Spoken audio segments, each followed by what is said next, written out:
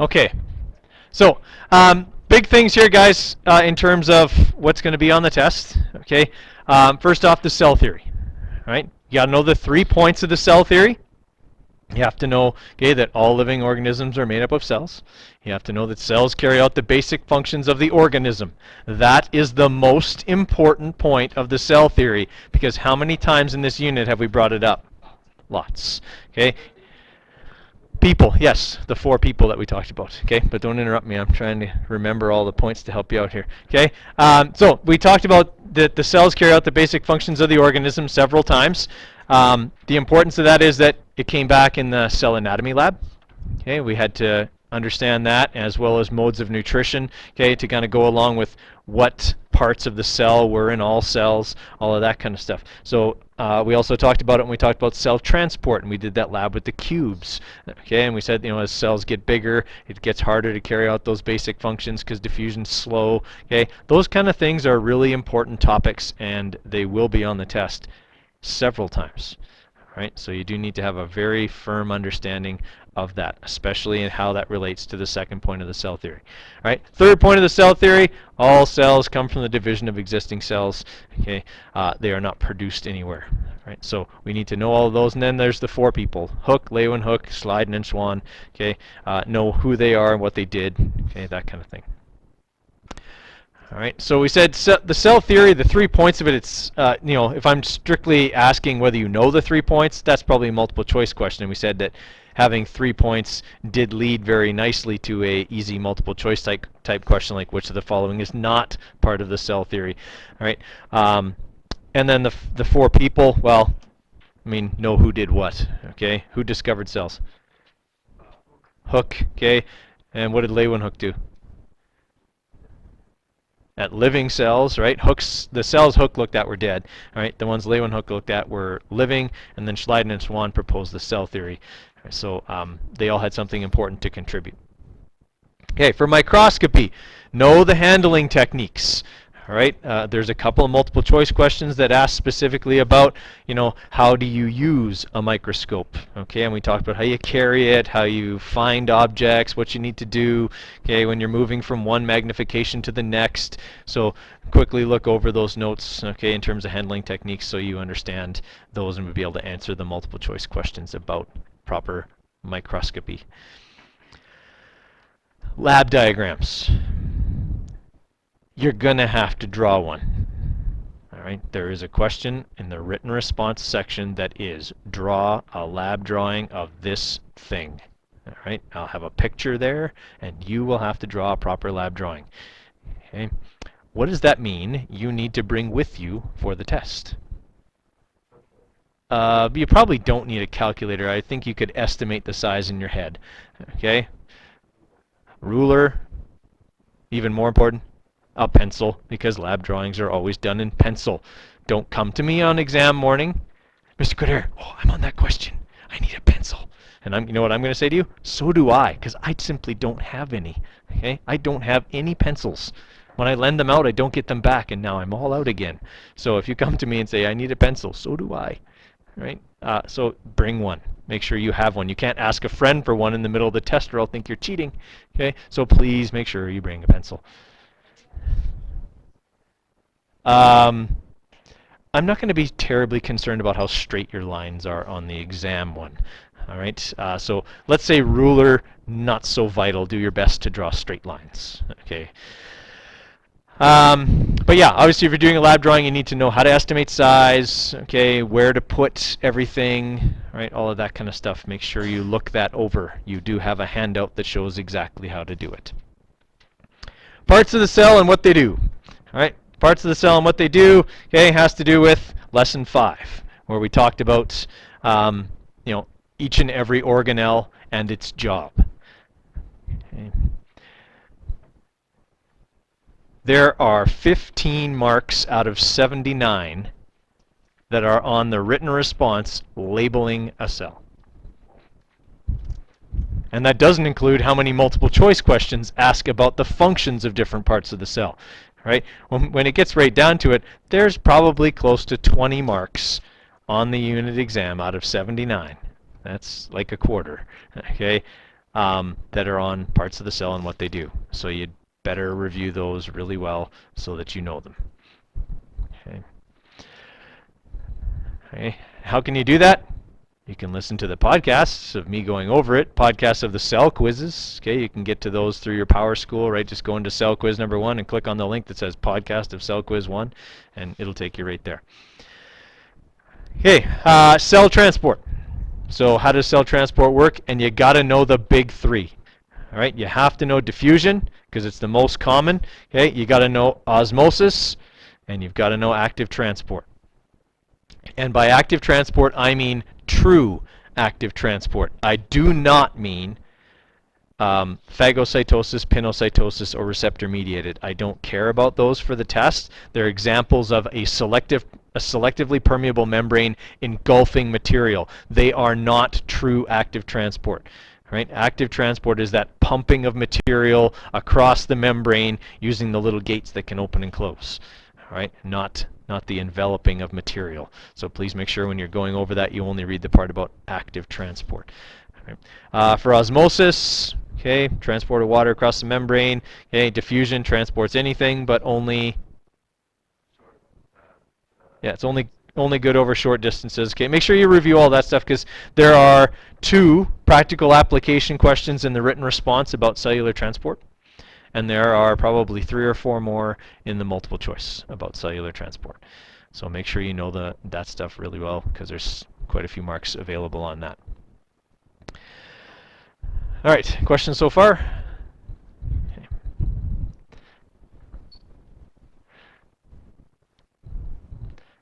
All right. So endo and exocytosis, again, it's, oh man, sorry guys, my smartboard's all wonky today. So again, these are not terribly important. See, that's what my smartboard's doing today. That's why I'm having to do it this way. All right.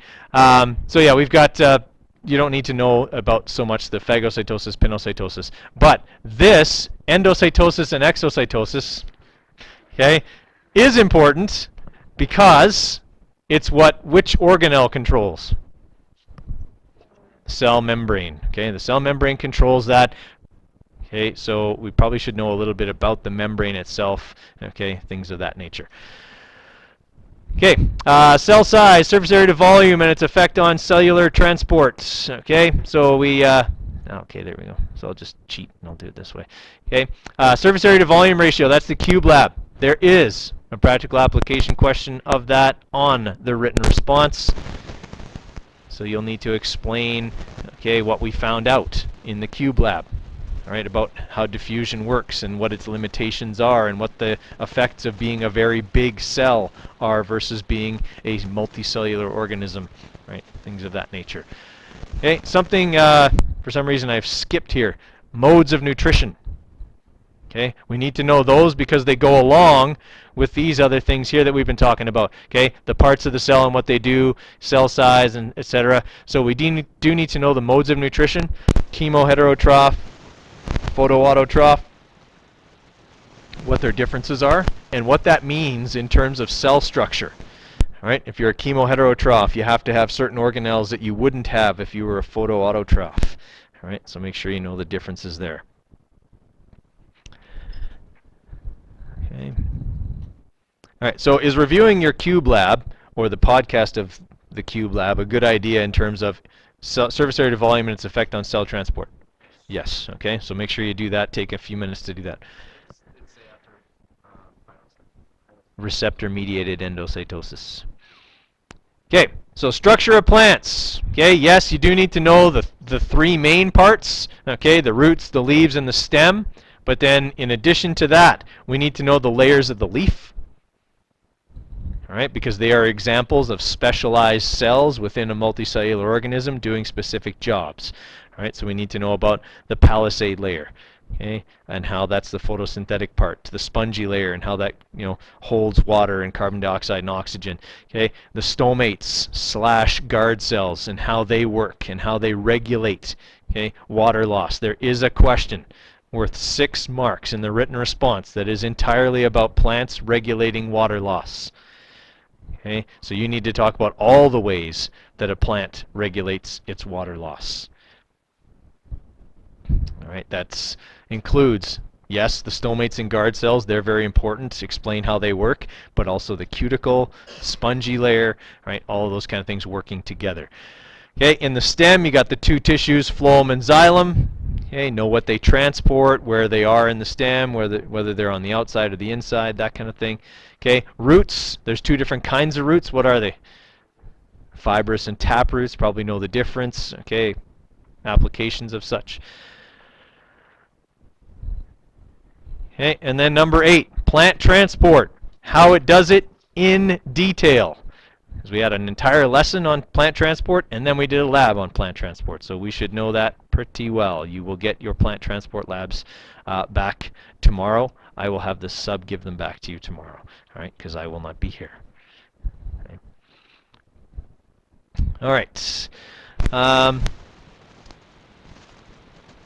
Factors affecting plant growth was the last thing we went over, okay? And that goes back to, the reason we need to know that is because it ties in with adaptations of the plant, right? The tropisms, the hormones, all of that kind of stuff. The factors that affect plant growth are the things that can cause these adaptations, so they tend to get tied together, and there's a couple of questions, some in the multiple choice and one in the written, okay, about plant hormones, tropisms, how that works. Okay.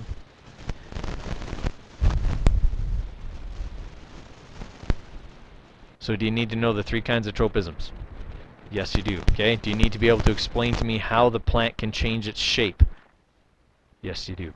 All right. Should you know which hormone is primarily responsible for that? Yes. Okay. So make sure that tonight you go over that, okay, specifically, because that will help you to answer the tropism question on the written response.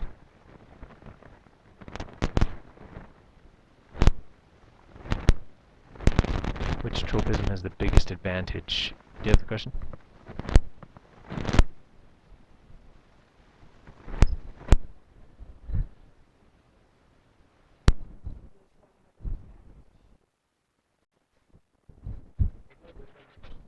Which one would be most important? Yeah. Okay.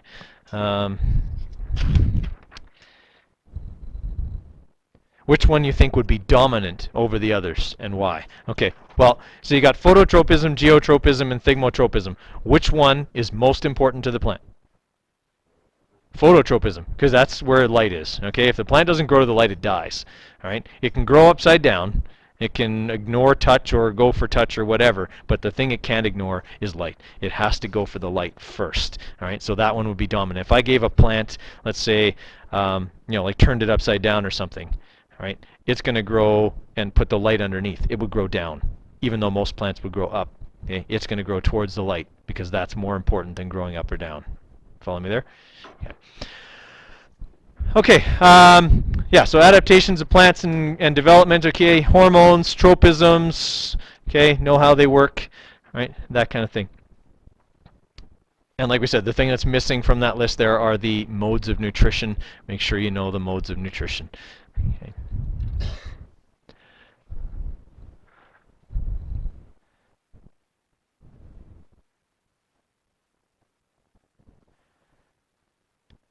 All right, questions on any of that there, guys?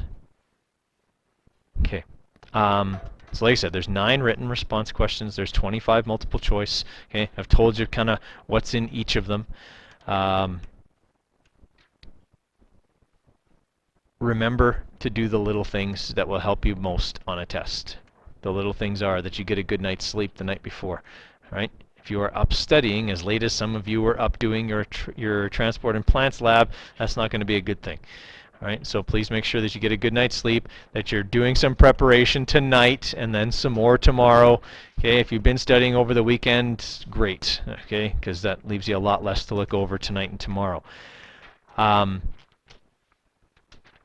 If you're well prepared, time is not a factor. All right? Time will not be a factor if you are well prepared, because as soon as you read a question, you will know what you need to talk about. All right? It's when you read a question and go, oh man, I have no idea, what Coderre is even talking about with this question. I don't even know where to start. And then you spend 5 minutes thinking about where to start. That's what's going to cost you time. If you're well prepared, you won't run into that problem, and you'll get right into the writing of the answer and be done before you know it. Okay? But I'm going to be brutally honest. If you're not well prepared for this test, okay, you will not finish. Okay? If you are well prepared for this test, you'll finish well ahead of time. All right? So it really rewards you for being well prepared. All right? To give you some idea, to make up the key for me, and that's writing out complete answers in the written response, okay, took me 22 minutes. All right? You have 80 minutes to write it.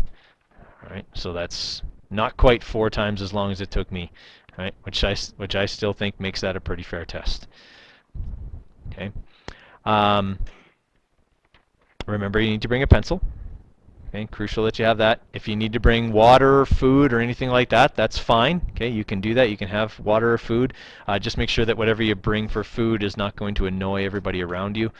Okay, just bring something courteous, and not a bag of Doritos. Okay. Get a good breakfast that morning. Okay, and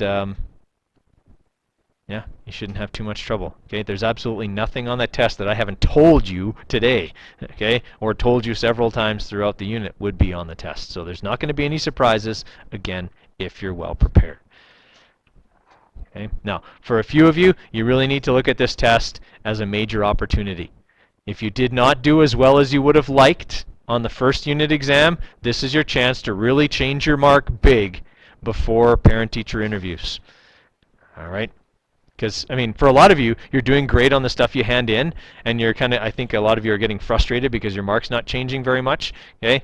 And that's because you need another unit exam to make a major change in your mark. All right? Now, that's good or bad, okay? If you do well, it's great. If you don't, it's not so great. So make sure you're well prepared for it so that you can make a positive change to your mark before your parents come and see me, okay, at parent-teacher interviews. November 21st. Okay. I think booking for those guys opens up next week.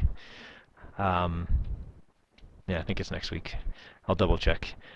You might want to let your parents know, and you guys are, I encourage you guys to come to the interview as well, okay? It's not just me talking about you behind your back to your parents. There's nothing I would say to your parents I wouldn't say to your face, okay? Because I'm a brutally honest guy and I don't pull punches. Okay? So I encourage you to come along and let your parents know that I have this really weird experience always in parent-teacher interviews because I was never really popular, but I'm really popular on parent-teacher interview nights. Okay, I will be booked solid by the end of the first day of booking. It happens every year. Okay, every slot I have to see a person in will be booked by the end of the first day that booking is available. So if they don't get on the stick at 6 in the morning that first day, they won't get a slot. Okay, last year I was actually booked solid by 2 in the afternoon. Okay, and booking starts at 6. I know it's weird. I've never been popular. I don't understand why people want to come see me, but okay, it does happen. So let them know. Okay, I'll probably send out an email to that effect as well. All right, let's hand those things out to you. What the heck?